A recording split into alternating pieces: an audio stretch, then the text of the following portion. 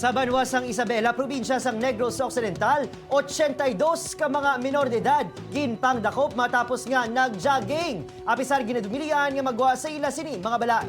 Ining balita nga aton gintutukan.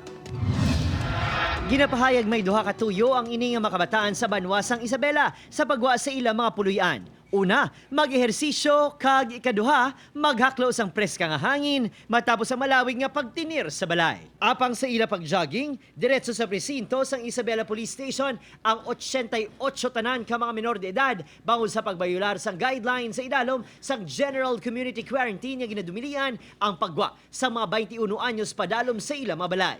Pinakabata ang gindakop ang isa ka 11 anyos. Mga 100 yan.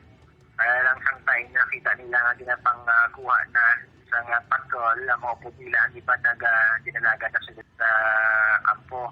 Ginpaidalom sa counseling ang mga kabataan kay ginpatagan man ang ilang ginikanan sa mga pagsunundan nga ginpagwa sa National IATF. So, hindi nila isa kang barangay, lain-lain. Hindi sila, then may tagahingigaran pa. Most sa rason nila, wala sila kung kabalong binabawal. Nagpasalig naman ang mga ginikanan sa mga kabataan nga hindi na maliwat ang natabo. Sa idalom sa GCQ guidelines, magluwas sa 21 anyos panubo, ginadumilian man nga magwa sa ilang mga balay, ang mga senior citizen magluwas na lang kung emerhensya o kung may importante nga transaksyon.